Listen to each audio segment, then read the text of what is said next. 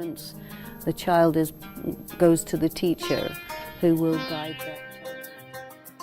What do you mean by external moral authority? You use that expression a lot. Materialism has to do with when you are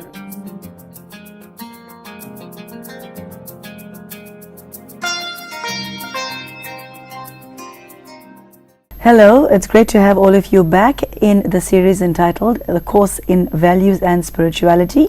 We are currently on page 32 of book 1 of this series of texts that Sister Denise has written to take us through what values mean and the importance that values plays in our lives. Sister Denise, it's always a pleasure to have you in the studio with us. Thank you.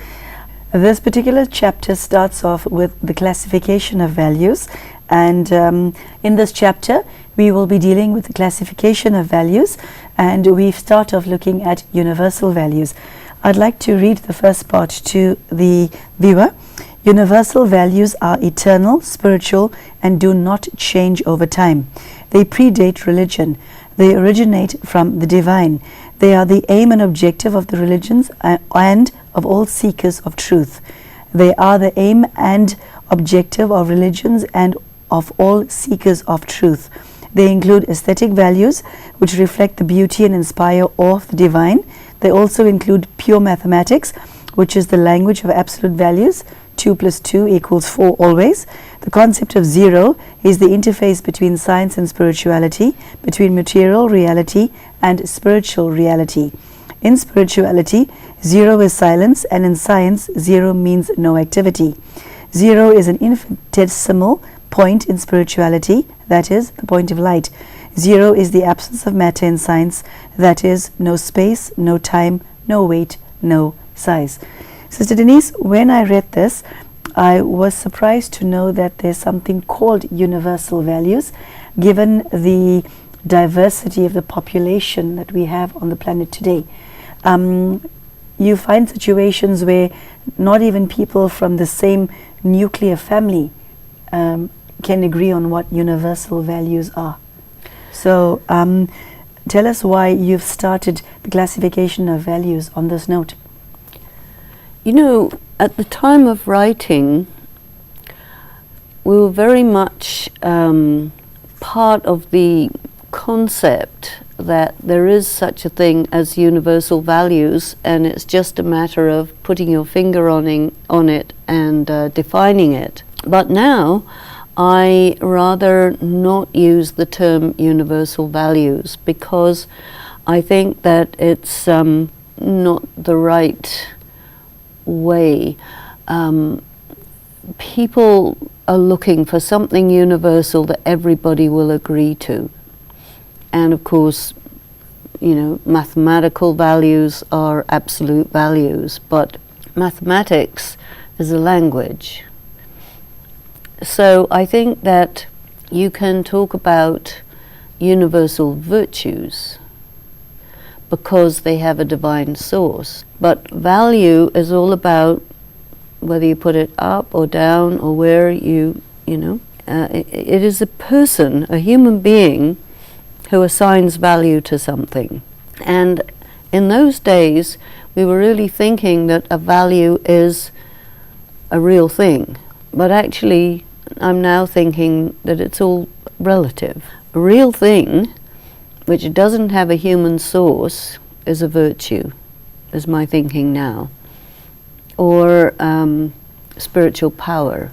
So I would actually rather replace the word universal values with spiritual values. And what about that term makes it different and more universal than what you currently have in the text? This word universal is, I think, something that many people say, we want it to be there, therefore it has to be there, so it's just a question of looking for it long enough and then we'll find it. But because we're looking at the reality of humanity, and as you mentioned, all of its diversity, we can say that maybe God could be a universal value, but it's not in a way practical. It remains very, very theoretical,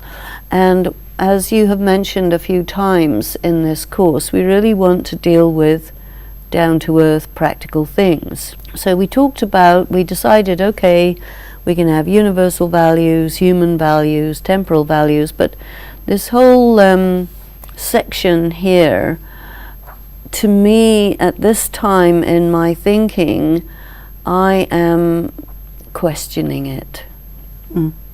But I think that the school of moral philosophy, or different schools of moral philosophy, are justifying morality on the basis that there has to be universal values, and this is going to prove that our morality is correct. And I think that there's faulty logic in there, and this is why at this time I would say that it's not useful to go with this particular classification because it's artificial. And so this is my thinking on it now. Values, principles, morals, virtues, powers. Is it a heart thing or is it a head thing? I'm thinking of the part of the global population that are not intellectual, but who have a natural sense of being honest, good people. There is no such innocent people like that. Okay, so my question is all of the things that I mentioned, values, virtues, etc., is it a head thing or is it a heart thing? It's not a head thing, it's not a heart thing, it's a social thing. Social, okay. Didn't expect you to say that. What do you mean? The way human society operates, whether it's big societies or little societies or modern societies or primitive societies, it's the people who are in the positions of power in those societies who set the value system. And then the other people, depending on the hierarchy and so on, they have to operate within that machinery. And this is why I say it's nothing to do with head or heart. It's not that kind of a thing. And I would say that it supports the idea that I was saying earlier, that this is an artificial classification. Principles and values, they're set by people within certain circumstances according to traditions and history and so on and so forth. Theoretically, you have something like, you say, okay, there are people, they're naturally good, you know. That's theoretical. Everybody is potentially good, but they're in circumstances to which they have to respond and react. They may not be very powerful people. And so as soon as you put somebody in a real situation, all your theoretical innocence is out of the window because it's not real. And so that would have to go into the classification of idealism or romanticism. And that's very nice, but nowadays what we're looking for is what's really real, because what we have to deal with nowadays is so complex, and circumstances are so difficult, complicated, stressful, and people have a hard time dealing with it. So for me, in my present thinking, the better you know the philosophy of karma, the better off you are, because you can make a calculation. And here again, values works well with calculation. You can calculate that in this circumstance, with my particular power and my particular awareness, what is the best I can do in a non-ideal situation, you see. Could you give us an example of spiritual values? And while we're on the subject, is there hierarchy of values? Even I would say there isn't any such thing as spiritual values. There's spiritual virtues, the Okay. spiritual qualities. In the ancient times, they speak of matter as air, earth, water, fire, and ether. These are the 5 elements of matter. Corresponding to that, from a spiritual angle, you have some 5 quintessential qualities: purity, peace, power, love, bliss.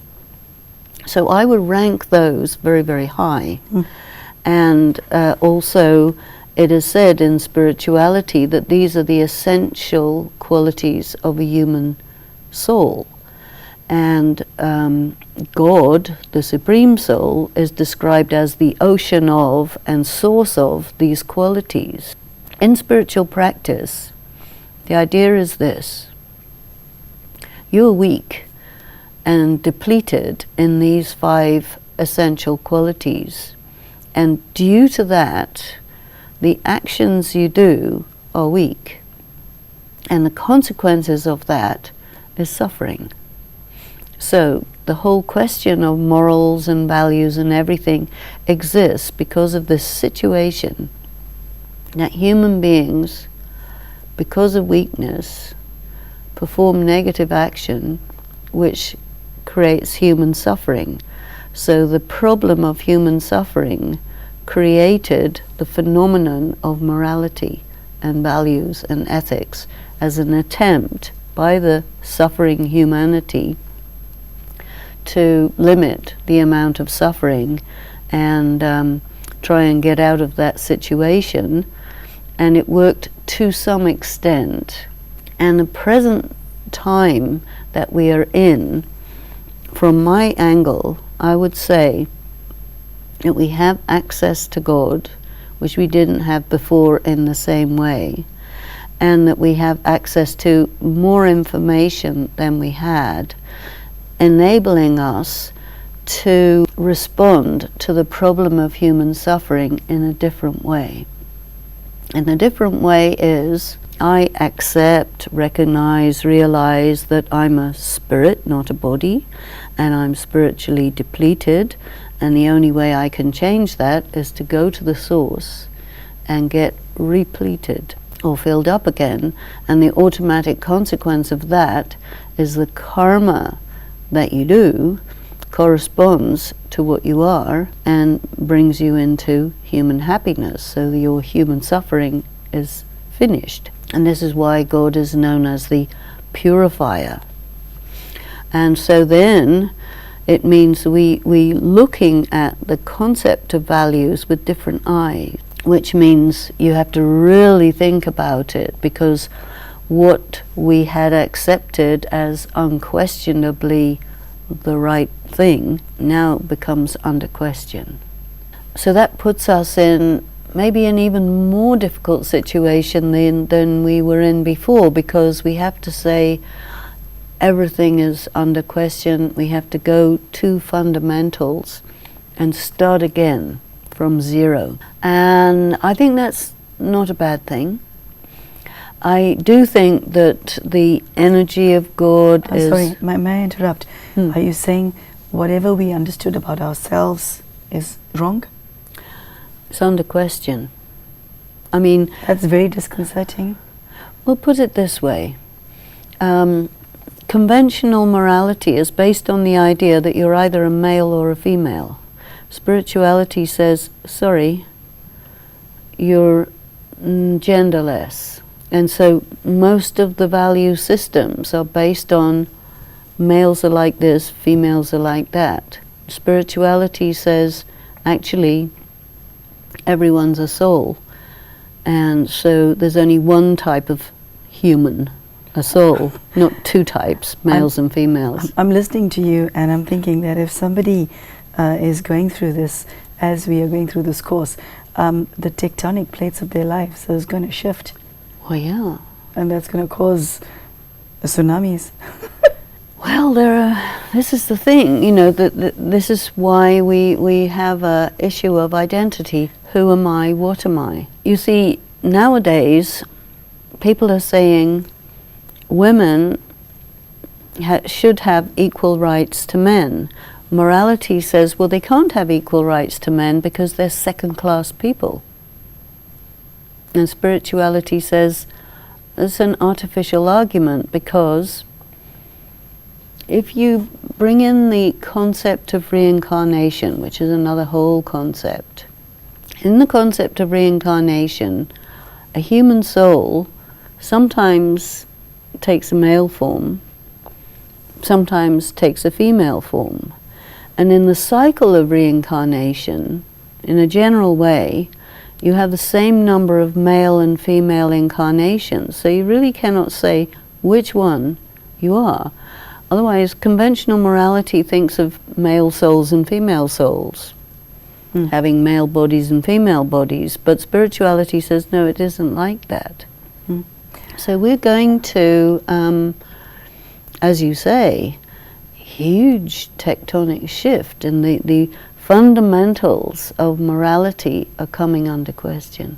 I want to take you through something that I heard you say in a previous show, that the more an individual develops their spirituality, the more they become in touch with themselves and with nature. And what is obvious is that for a shockingly large percent of the world population, they have external discord, they have internal discord, as well as external discord. So take us through how spiritual virtues / values create a sense of harmony.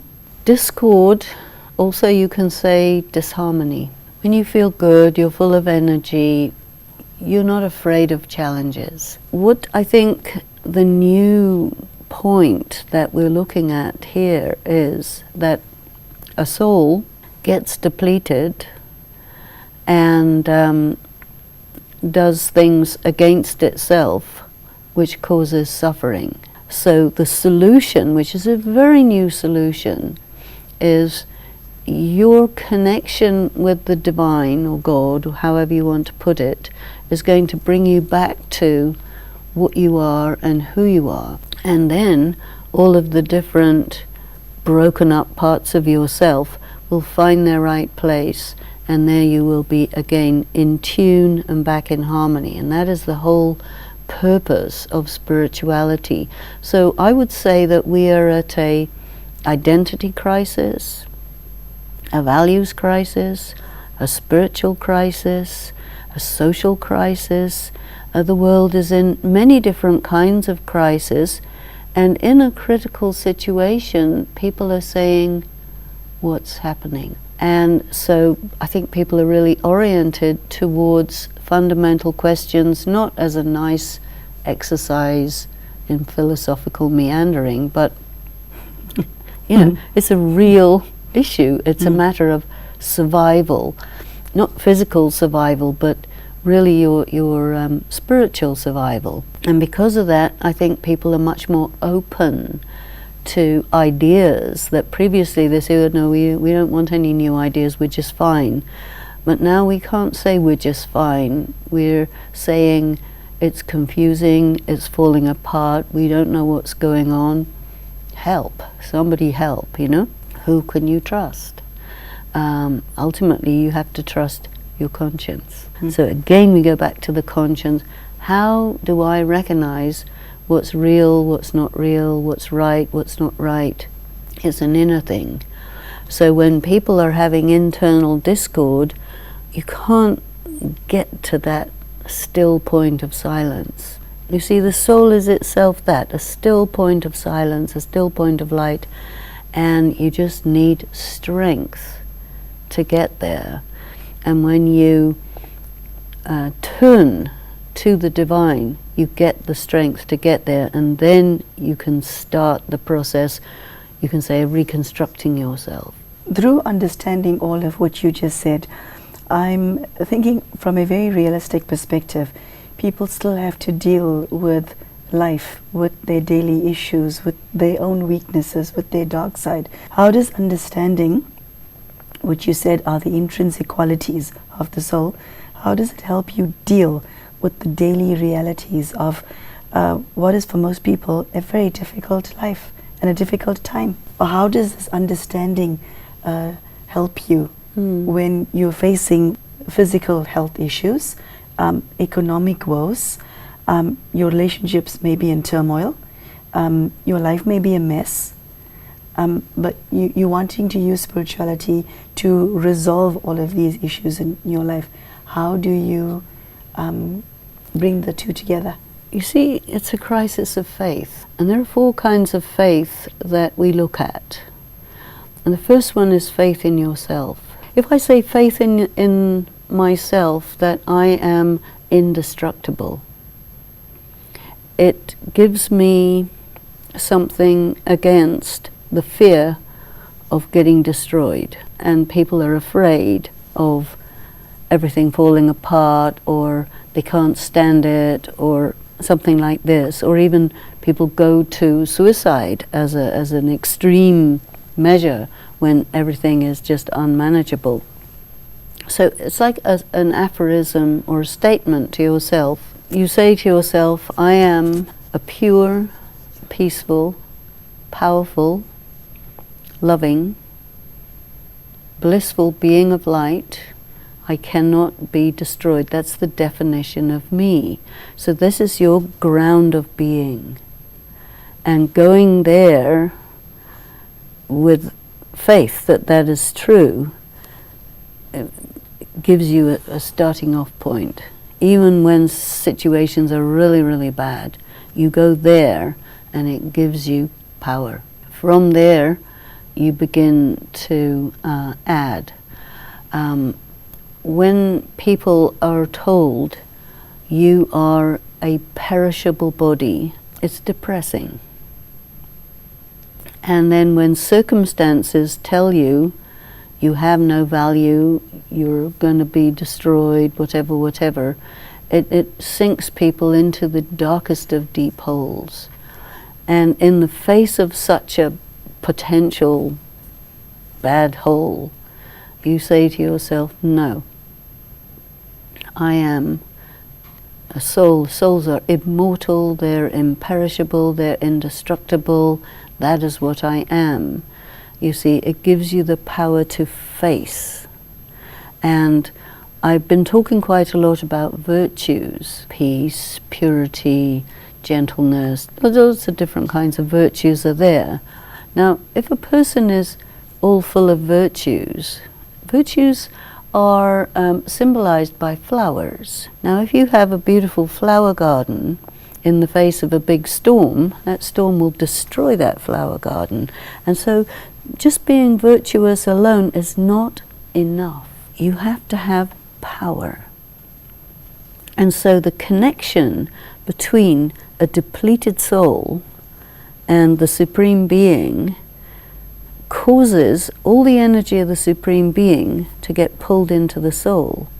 And so that you combine your cultivation of virtue with your absorption of power, and that is enough to face whatever the situations are. So this initial state of saying, okay, instead of I can't handle it, I can handle it. Because I have support from a divine source, and by the way, I am an imperishable being of light. So that you cannot go to this state of self-abnegation, you see, which is so dreadful that people get into by this idea that you're a perishable body. Do you see what I mean? So it's a philosophical thing. You spoke of 4 types of faith. Yeah. One is the faith in yourself. The second is the faith that there is the Supreme Being, you have access to that, and that is with you and for you. And that's a very powerful faith. I'm curious as to how you developed this faith in light of the fact that he's not visible, but I will leave that question for another episode. Sister Denise has now shared to be spiritual values, so very deep and powerful message. And I would invite you to ponder over the note on which Sister Denise ended: faith in yourself, faith in the existence of a divine being, God, and your relationship with Him, faith in the fact that you are able to handle life no matter what it brings, and also faith in humanity. I'm not saying that any of this is easy, but it is so beautiful to listen to somebody who speaks about spirituality using the voice of experience. And I hope that you're not only listening to Sister Denise's words, but you are drawing from her energy, and the veracity of her words is quite palpable here in the studio, and I hope that that is what you experience at home as well. So thank you, Sister Denise. Thank you. And thank you for joining us. I do hope we get to see you again for the next episode. Take care and good day to you.